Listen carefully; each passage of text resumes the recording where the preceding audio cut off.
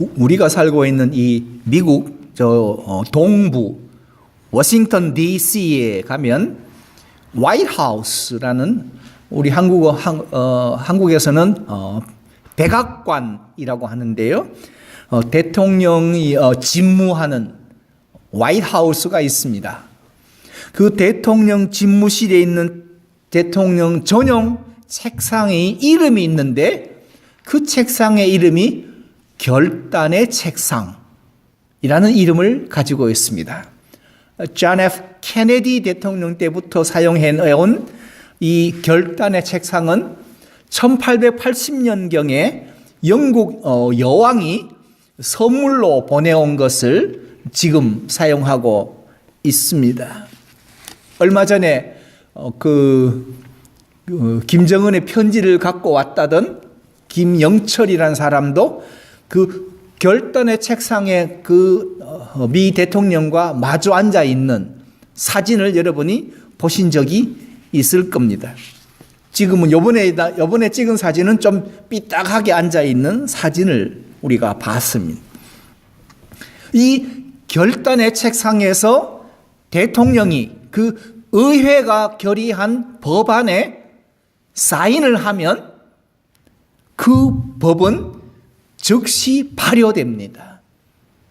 그만큼 대통령의 집무실에 있는 책상은 전 세계에 영향을 끼칠 뿐만 아니라 우리 미국 사람, 미국 시민 각 개인에게도 영향을 끼칠 수 있는 그런 법안들이 사인이 되고 대통령이 전쟁을 할 때도 결단의 책상에서 사인을 하면 바로 전쟁을 선포할 수도 있습니다. 이렇게 우리 인생에는 결단해야 하는 시간들이 있습니다. 저에게는 십수년 전에 미국을 가야 하나 말아야 하나를 결단해야 하는 시간이 있었습니다. 여러분에게도 마찬가지일 것입니다. 인생을 살면서 이 일을 해야 하나 말아야 되나, 그만둬야 되나, 계속해야 되나, 앞으로 가야 하나, 아니면 뒤로 돌아가야 하나를 결단해야 하는 시간이 있기 마련입니다. 실패하는 지도자들은 대개 공통점이 3가지가 있다고 합니다. 첫 번째는 부와 재물을 탐하면 반드시 실패하고, 두 번째로 자기의 영광을 구하는 지도자는 반드시 실패합니다. 그리고 세 번째가 보복하는 지도자는 반드시 실패하기 마련입니다. 우리가 한국 정치에서 지금껏 많이 봐왔던 실패의 사례들이 여기에 해당된다 할 수 있습니다. 그러나 성공적인 지도자를 우리가 성경에서 찾는다면 많은 지도자들이 있지만 저는 솔로몬의 그 지혜를 여러분과 함께 나누고 싶습니다. 솔로몬은 이렇게 하나님 앞에 간구했습니다.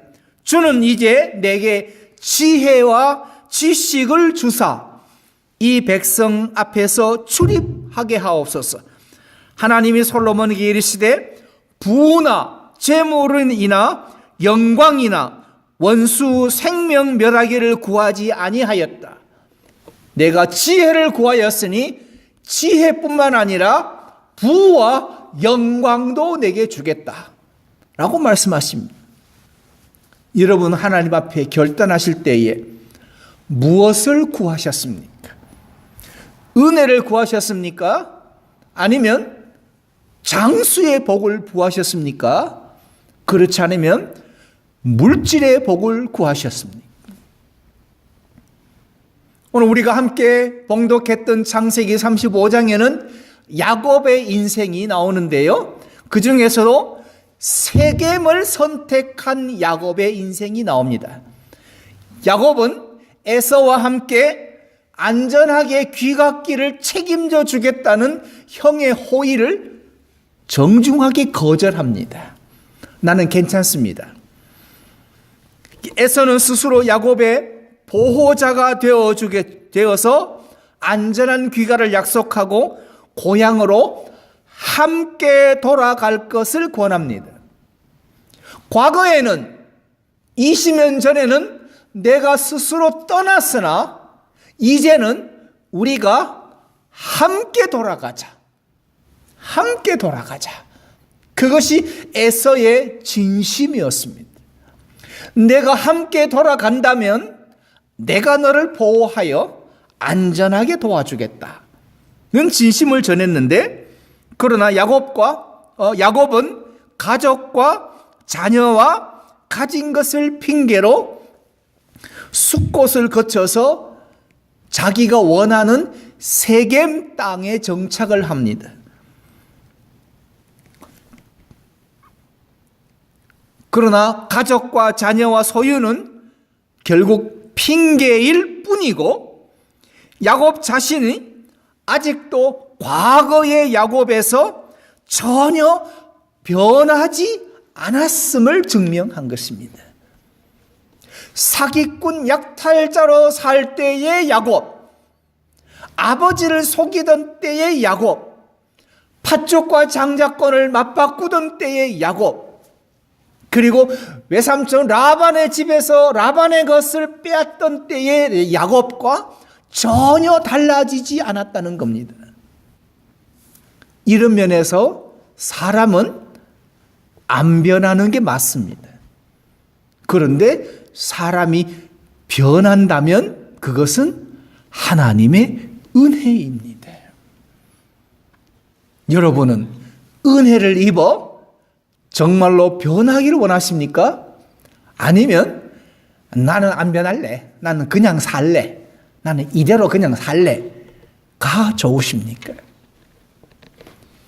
주일마다 교회를 찾아서 방주교회에 나오셔서 예배 드린다는 것은 무엇을 말하고 있는가 하면, 주님, 저는 주님의 은혜가 필요합니다.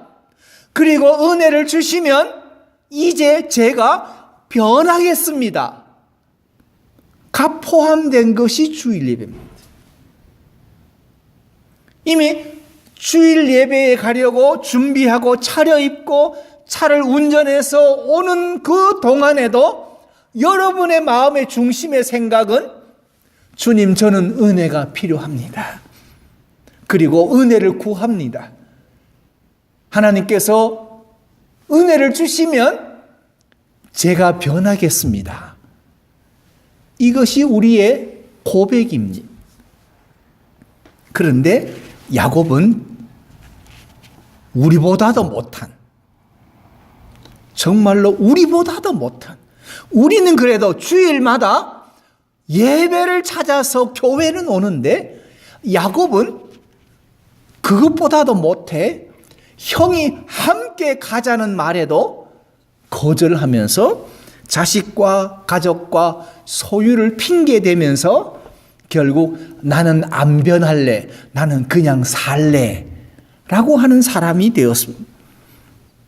지난 20년간 라반의 집에서 고생하면서도 그는 부자가 되는 것만 생각했습니다. 지난 20년간 하나님의 형 에서를 어떻게 변화시켰는가는 상상하지도 못했습니다. 생각지도 않았습니다. 야곱의 목표는 오직 하나, 내가 아버지를 속여서 축복 기도를 받은 그대로 내가 부자가 되는 것만이 목표였습니다. 그런데 내가 변하지 않으면 가족과 이웃의 변화도 결국 못 믿습니다. 내가 변해야 내 남편의 변화를 믿습니다. 남편이 변해야 아내의 변화를 믿습니다. 눈으로 보면서도 내가 안 변하면 상대방의 변화를 눈으로 보면서도 모릅니다. 왜냐하면 내가 안 변했기 때문입니다. 그러면서 말은 합니다. 당신은 왜 안 변하는데? 라고 오히려 되묻습니다. 그 말에 담긴 의미는 뭔지 아십니까? 나는 바보입니다. 나는 바보입니다. 내가 안 변해서 내가 못 보는데 내가 바보니까 못 보는 줄도 내가 모르고 삽니다. 내가 바보입니다라는 말과 같습니다. 야곱, 수많은 가족을 거리고 많은 재물을 가졌지만 야곱은 결국 바보입니다. 하나님이 그동안 지난 20년간 형의 에서의 인생에, 야곱 자신의 인생에 어떻게 간섭하시고 역사하시고 섭리하시며 오늘 이끌어 가시는지 도무지 관심이 없는 영적인 바보입니다.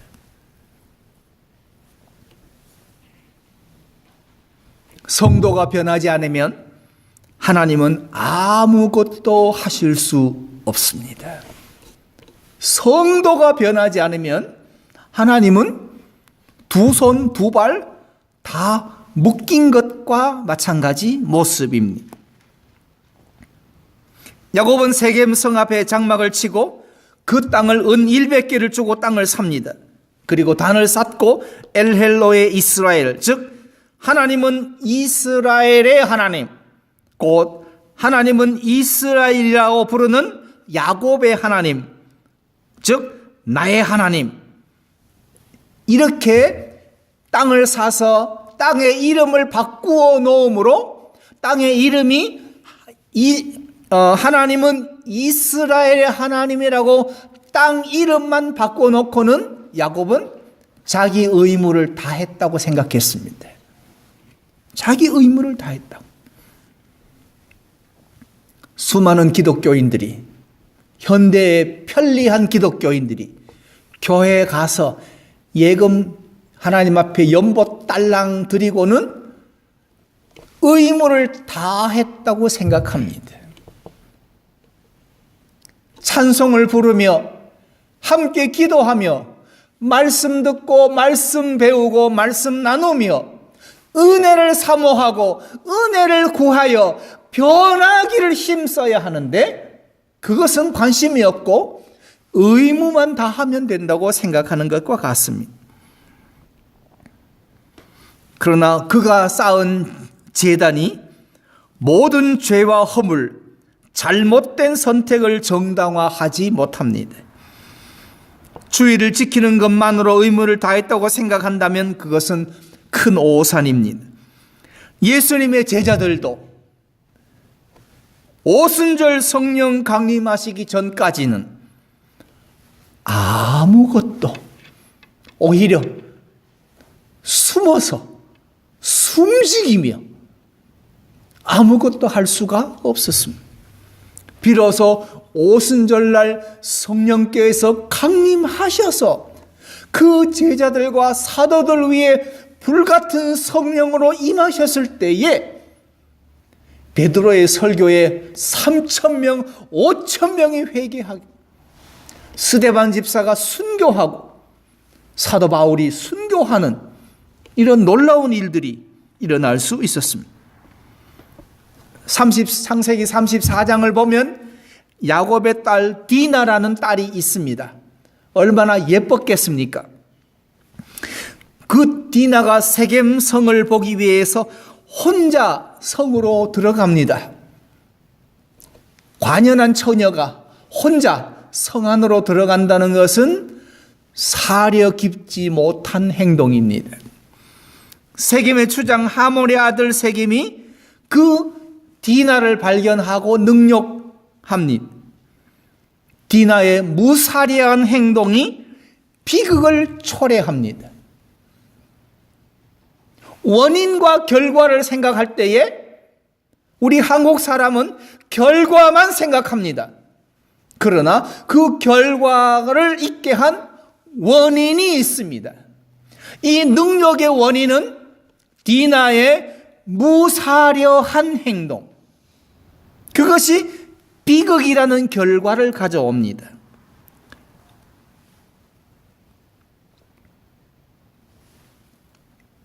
야곱의 그 아들들이 이 디나의 그 원인은 생각지 않고 결과만 생각하고는 그 세겜성 사람들을 그냥 죽여버립니다. 자녀들이 야곱에게서 보고 배운 것은 하나님의 임재를 알지 못하고 하나님의 섭리를 알지 못하고 하나님의 동행하여 주심을 알지 못하고 하나님과 함께 산다는 것을 모른 채 자기 생각대로 자기 마음대로 자기 하고 싶은 대로 주위 눈치 보지 않고 자기 목적대로 사는 것만 배웠습니다. 누구에게서? 아버지에게서. 야곱이 그렇게 살았고 야곱의 자녀들이 그 야곱에게서 무사려한 행동을 배웠습니다. 그리고 그대로 따라서 살았습니다. 자녀에게 투영된 부모의 신앙의 모습입니다. 사람들이 이렇게 말합니다. 부모는 자식에게는 거울이 되어야 한다. 자식은 부모를 보고 자란다. 맞습니다. 그 말을 좀 더 이제 확대시키면 자식은 부모의 신앙이 투영된 겁니다. 왜냐하면 그 자녀가 부모의 신앙을 보고 자랐기 때문에 자녀가 하는 행동을 보면 부모의 신앙의 모습이 그대로 보입니다. 우리 성도들이 통해 자복해야 하는 이유가 여기 있습니다. 여러분의 자녀들의 신앙에 여러분의 신앙이 투영되어 있다면 지금 현재 여러분의 자식들의 신앙을 정말로 만족하십니까? 이 말하면 됐다 인정하십니까? 아니면 여전히 불안하십니까?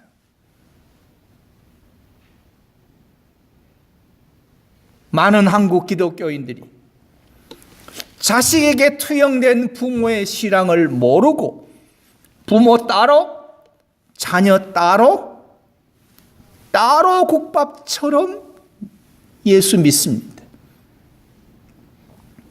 부모가 다니는 교회와 자식이 다니는 교회가 다른 케이스는 이 미국 이민사회에서는 흔한 일입니다. 흔한 일입니다. 저 역시도 통해 자복해야 하는 이유가 여기 있습니다. 자식은 부모의 신앙이 투영된 것입니다. 그렇게 보고 자랐습니다. 치명적인 불상사가 발생한 원인은 딸에게 있는 것이 아니라 야곱 자신에게 있습니다.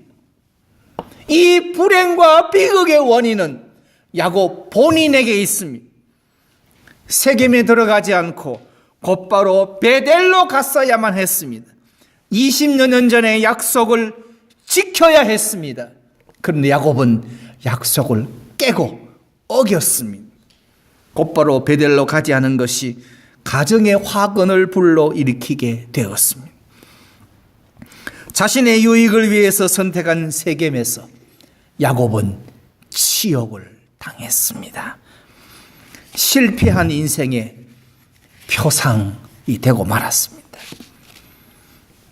그렇다면 우리는 무엇을 해야 하는가?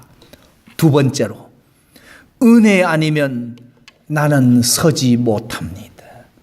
한번 따라 하십시다. 은혜 아니면 나는 서지 못합니다. 맞습니다. 은혜 아니면 여러분과 저는 아무것도 할 수 없습니다. 제가 말씀을 나누는 것도 은혜 아니면 못합니다. 여러분이 찬송하는 것도 은혜 아니면 못합니다. 여러분이 직장을 다니고 일하는 것도 은혜 아니면 못합니다. 병력 한가운데 몸이 회복하는 것도 은혜 아니면 못합니다. 은혜 아니면 나는 서지 못합니다. 그런데도 우리는 할 수 있다고만 생각합니다. 마지막 순간까지 우리가 붙잡아야 할 것은 하나님의 은혜여야 합니다.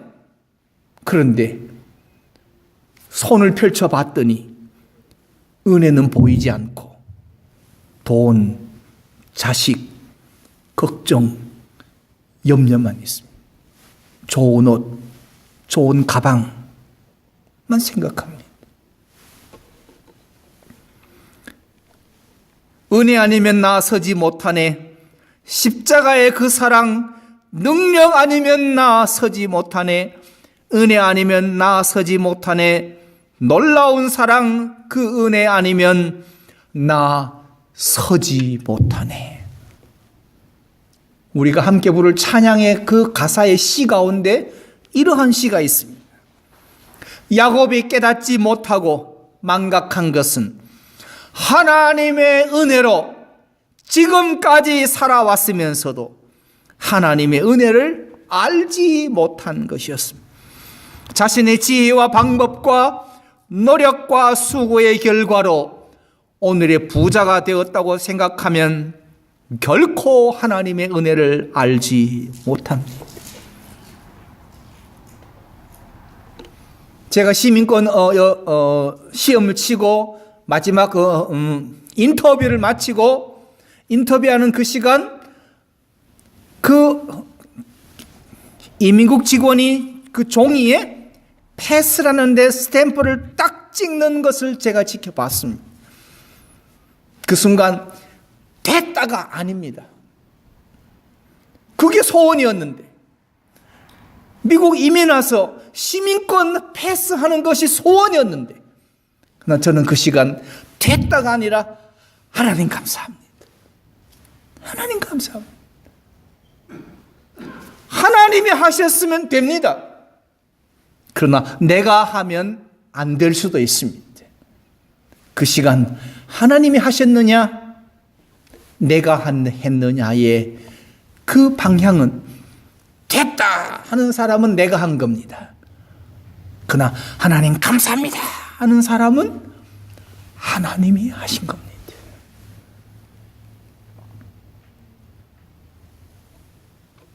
사도 바울은 이렇게 고백합니다. 나는 사도 중에 지극히 작은 자라. 내가 하나님의 교회를 핍박하였으므로 사도라 칭함을 받기에 감당치 못할 자로라. 그러나 나의 나 된 것은 하나님의 은혜로 된 것이니 내게 주신 그의 은혜가 헛되지 아니하여 내가 모든 사도보다 더 많이 수고하였으니 내가 아니요 오직 나와 함께 하신 하나님의 은혜로다. 오직 하나님의 은혜로다.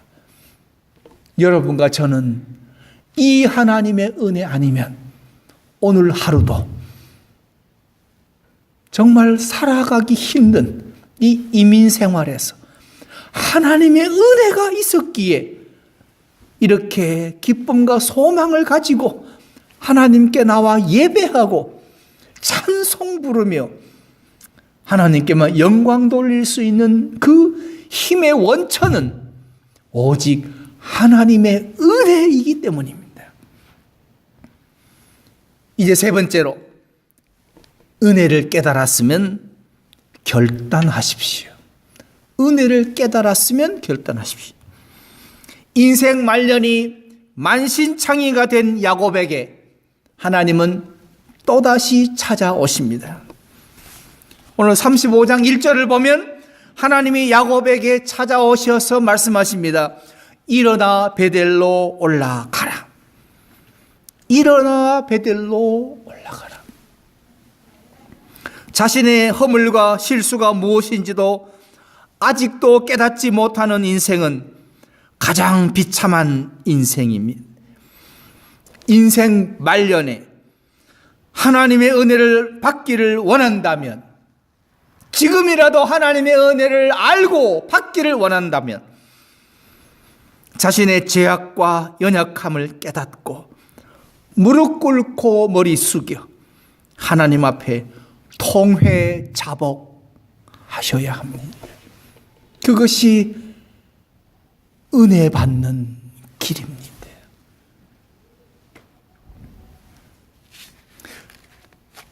통회자복의 회개와 눈물의 기도는 죄를 깨닫는 것은 보혜사 성령의 역사입니다. 동시에 속죄의 길을 여시는 겁니다. 하나님은 회개의 눈물 한 방울조차 소홀히 하지 아니하십니다. 우리가 무릎 꿇고 머리 숙여 통회자복하며 하나님 앞에 흘리는 눈물은 결코 한 방울도 소홀히 하지 아니하시며 우리 심령을 새롭게 하시고 우리 인생의 그 가치관을 변화시켜서 새 사람 만들어 주십니다. 35장 1절에 너는 일어나 베델로 올라가라. 거기 거하며 내가 내 형 에서의 낯을 피하여 도망하던 때에 내게 나타났던 하나님께 거기서 단을 쌓으라. 거기서 단을 쌓으라. 일주일 동안 교회를 얼마나 사모하셨습니까?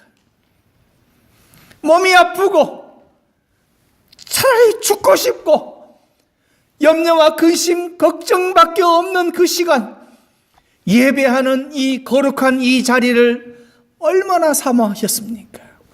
주님, 제가 주일에 교회 가면 내가 거기서 하나님께 제단 쌓고 거기서 예배 올리겠습니다. 정말 진실로 소원해 보셨습니까? 아니, 벌써 또 왔어? 또 교회 가야 돼? 에이, 너무 빨라. 좀 천천히 오지. 이게 일반적인 기독교.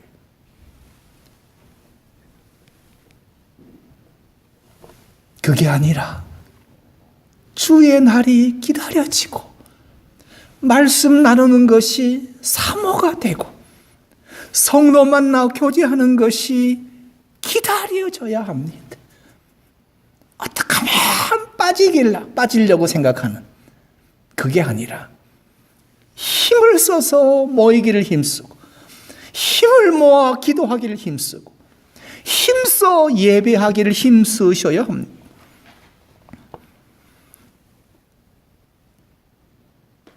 통회자복과 은혜를 깨달았다면 이제 남은 숙제는 회개의 증거가 필요합니다.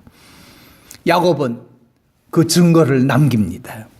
야곱은 베델에 도착하기 전에 하란의 생활 종교 문화를 청산합니다. 즉 몸에 지닌 이방 신상과 귀고리, 특별히 그 고대의 귀고리는 그 천체 숭배물인 별과 달 모양을 했다고 합니다. 지금도 고대의 그 유물을 발견하면 달과 별 모양의 귀걸이가 나옵니다. 그래서 이방 신상의 귀고리, 그리고 그것을 몸에 지니며 살았던 것을 야곱에게 내주고 야곱은 그것을 가나안 종교의 상징인 상수리 나무 아래 묻어버리고 그곳을 떠나 베델로 갑니다. 즉 가나안 종교와 문화를 완전히 청산했다는 겁니다. 야곱은 베델로 돌아옴으로 그 생애에서 가장 중요한 터닝 포인트가 됩니다. 인생의 전환점이 맞게 됩니다. 이전의 생활을 상징하는 종교적 기물들은 파묻었으므로 완전히 결별합니다. 이제부터 야곱은 하나님 중심의 사람으로 완전히 돌아섰습니다. 그래서 하나님께서 이제는 다시는 내 이름을 야곱이라 부르지 마. 그리고 이제부터는 내 이름을 이스라엘이라고 불러. 그래서 그의 이름이 이스라엘로 그가 계명하게 됩니다. 그것이 하나님 중심으로 완전히 돌아섰음을 말합니다. 이것이 진정한 회개입니다. 구약성경 룻기에 보면 나오미와 룻이 나옵니다. 룻이 마지막 순간에 이렇게 말합니다. 어머니 가시는 곳에 나도 가겠습니다. 그리고 어머니의 하나님이 나의 하나님이 될 것입니다. 각자 제 살 길 찾아서 가. 제발 좀 따라오지 말고 내 갈 길 가. 왜 귀찮게 해? 그러는 시어머니에게 룻은 어머니 가시는 곳에 나도 가겠습니다. 그리고 어머니의 하나님이 나의 하나님이 될 것입니다. 이것이 진정한 결단 아니겠습니까? 야곱 완전한 이방 종교 문화 생활을 청산하고 이제는 하나님 중심의 사람으로 살겠다는 결단을 합니다. 하나님 말씀과 인도하심의 섭리에 순종하며 새로운 인생을 출발하게 됩니다. 그러므로 오늘 우리의 예배 장소가 베델의 성소가 되어지는 은혜와 복이 함께 나누게 되기를 간절히 소원합니다. 우리들의 가정이 베델의 성소가 되게 하십시오. 우리 자녀들이 베델의 성소에서 하나님께 예배하게 하십시오.